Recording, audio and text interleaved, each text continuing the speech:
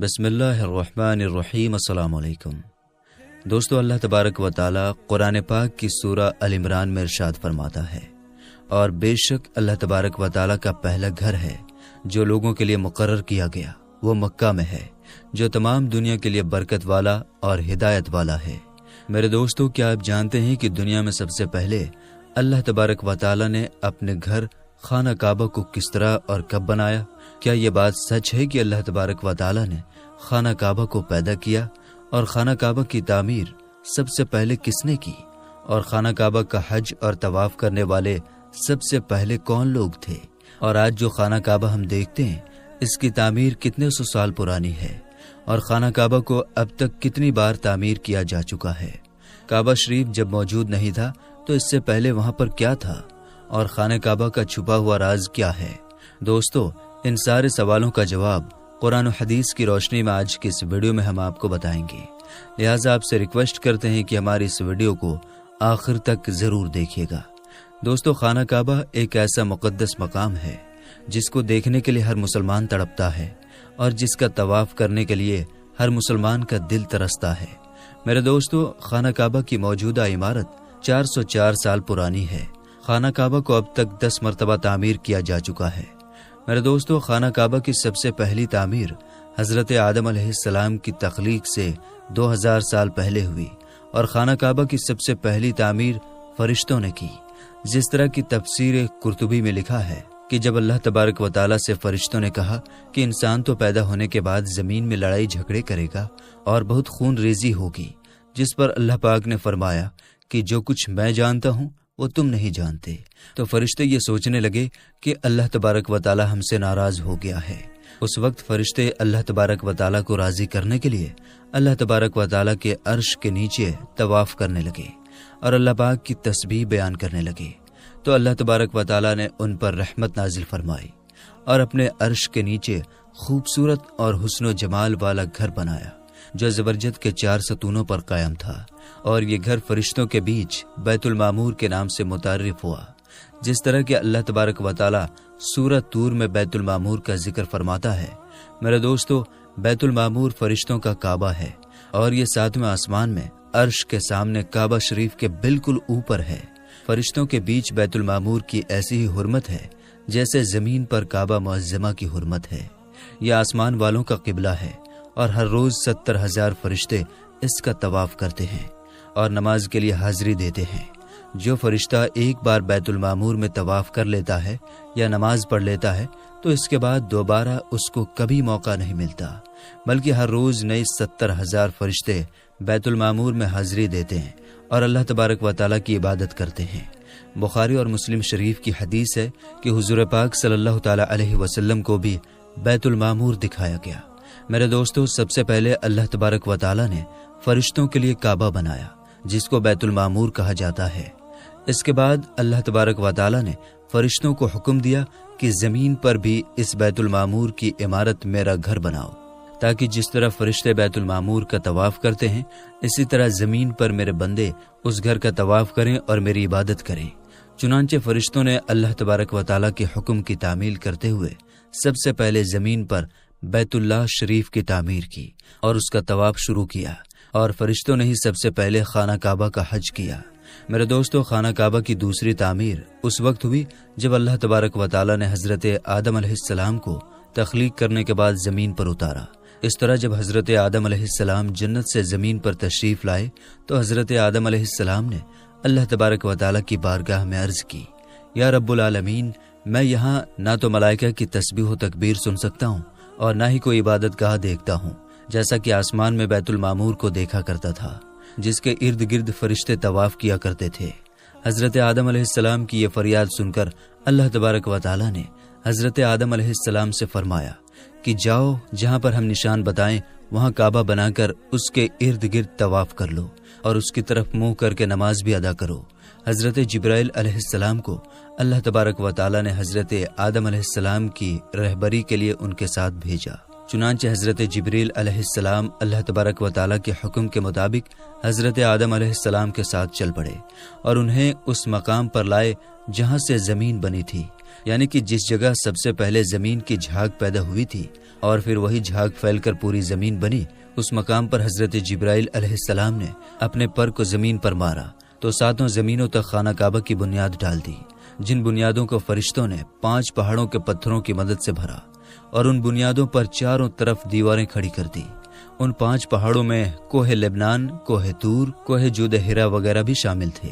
اس طرح اس دوسری تعمیر میں حضرت جبرائیل علیہ السلام، حضرت آدم علیہ السلام اور حضرت اماں حوا رضی اللہ تعالی عنہا نے بھی شرکت کی۔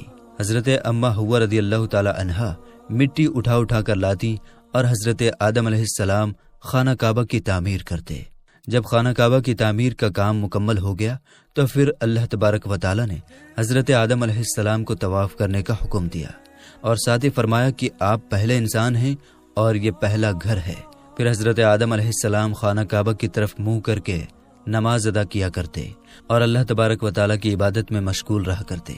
خانہ کعبہ کی تیسری تعمیر، میرے دوستو، تعمیر آدم کے بعد وقت کے ساتھ ساتھ خانہ کعبہ کی دیواریں بھی کمزور ہونے لگیں تو حضرت آدم علیہ السلام کے بیٹے حضرت شیش علیہ السلام نے مٹی اور پتھر سے خانہ کعبہ کو دوسری بار تعمیر کیا، جبکہ بعض مفسرین کا یہ کہنا ہے کہ حضرت شیش علیہ السلام نے صرف خانہ کعبہ کی مرمت کا کام کیا، اس کی تعمیر نہیں کی۔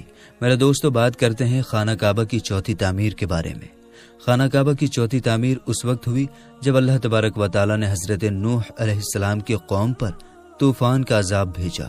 طوفان نوح میں خانہ کعبہ کی عمارت غائب ہو گئی اور بعض روایت کے مطابق خانہ کعبہ کی عمارت کو اٹھا لیا گیا اور یہ جگہ صرف ایک اونچے اور لال ٹیلے کی طرح رہ گئی تھی۔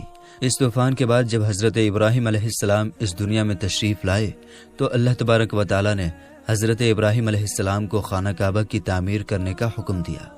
حضرت ابراہیم علیہ السلام نے چوتھی مرتبہ خانہ کعبہ کو کس طرح تعمیر کیا، اس واقعے کا پس منظر کچھ یوں ہے کہ جب اللہ تبارک و تعالی کے حکم کے مطابق حضرت ابراہیم علیہ السلام نے اپنی بیوی حضرت حاجرہ رضی اللہ تعالی عنہا اور اپنے پیارے بیٹے حضرت اسماعیل علیہ السلام کو مکہ کی بنجر و ویران زمین اور پہاڑوں کے بیچ چھوڑ دیا، جہاں پر کوئی انسانی آبادی کا نام و نشان نہ تھا اور نہ ہی خانہ کعبہ کی عمارتیں۔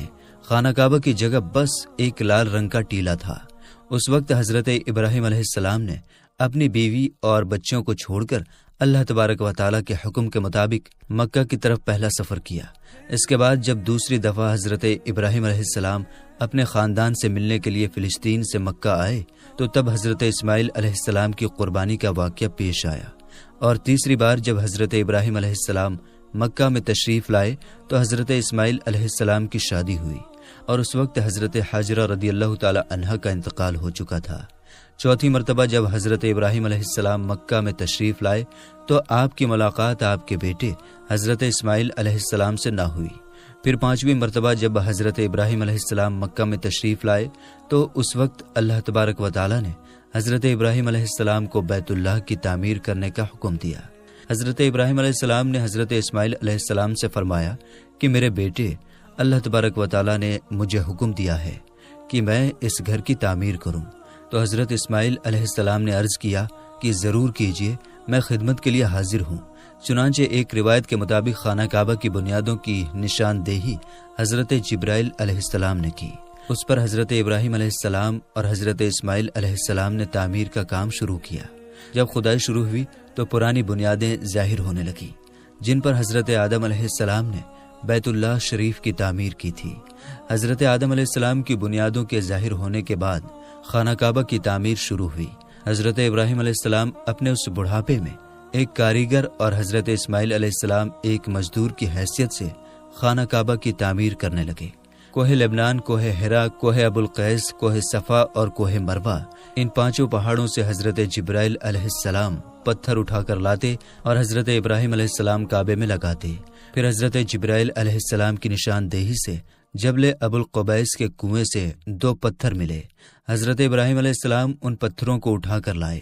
ان میں سے ایک پتھر حجر اسود تھا اور دوسرا پتھر مقام ابراہیم کے نام سے مشہور ہوا۔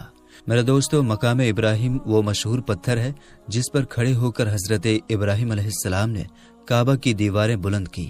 جیسے جیسے خانہ کعبہ کی دیواریں بلند ہوتی جاتی ویسے ویسے یہ پتھر بھی ہوا میں بلند ہوتا جاتا۔ میرے دوستو، نبی کریم صلی اللہ تعالی علیہ وسلم نے ارشاد فرمایا کہ حجر اسود جب جنت سے اتارا گیا تو دودھ سے بھی زیادہ سفید تھا، پھر انسانوں کے گناہوں نے اسے کالا کر دیا۔ اور ایک اور روایت کے مطابق نبی کریم صلی اللہ تعالی علیہ وسلم نے ارشاد فرمایا، حجر اسود اور مقام ابراہیم جنت کے یاقوتوں میں سے 2 یاقوت ہیں، اللہ تبارک و تعالی نے ان کے نور کی روشنی کو بجھا دیا۔ اگر اللہ تبارک و تعالی ان کے نور کی روشنی کو نہ بجھاتا تو یہ مشرق سے مغرب تک سب کو روشن کر دیتے۔ خانہ کعبہ کی 5ویں اور 6ٹھی تعمیر۔ خانہ کعبہ کو 5ویں بار قوم عمالقہ اور 6ٹھی مرتبہ قبیلہ جرہم نے تعمیر کیا۔ قبیلہ جرہم میں سے جس شخص نے یہ کام کیا اس کا نام ہرش بن مداد اصغر تھا۔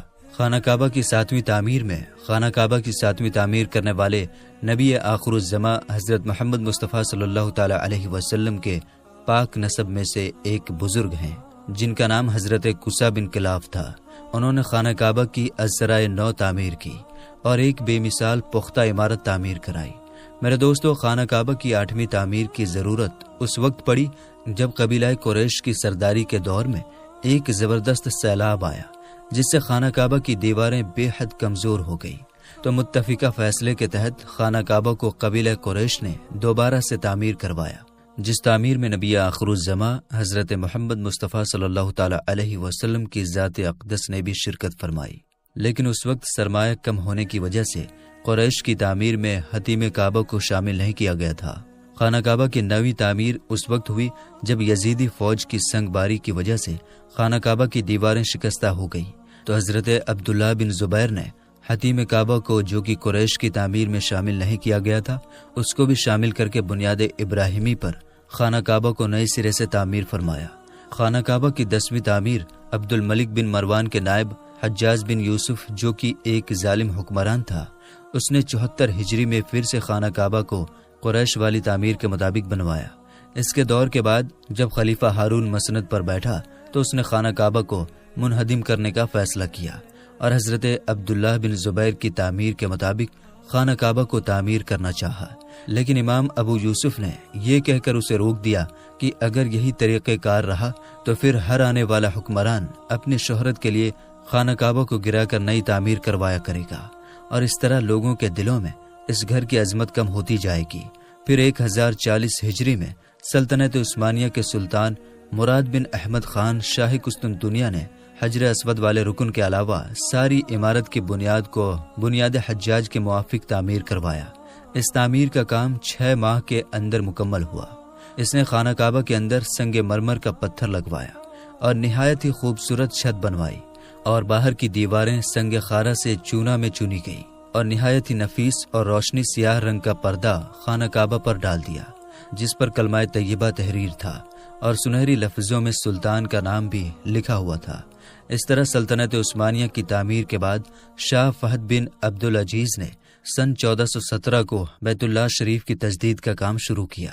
لہٰذا اس طرح خانہ کعبہ کی موجودہ عمارت کم و بیش 404 سال پرانی ہے، کیونکہ یہ عمارت 1040 ہجری میں بنی اور اب 1444 ہجری ہے۔ اللہ تبارک و تعالیٰ سے دعا ہے کہ اللہ تبارک و تعالیٰ اپنے بیت اللہ شریف کی بار بار زیارت نصیب فرمائے اور حج بیت اللہ کی سعادت نصیب فرمائے، آمین یا رب العالمین۔ تو میرے دوستو، ہم یہ امید کرتے ہیں کہ آپ یہ جان گئے ہوں گے کہ خانہ کعبہ کی جگہ پہلے کیا تھا۔ تو میرے دوستو، ملتے ہیں پھر ایک نئی اور اچھی ویڈیو کے ساتھ۔ تب تک کے لیے آپ اپنا اور اپنوں کا بہت زیادہ خیال رکھیے۔ السلام علیکم۔ اللہ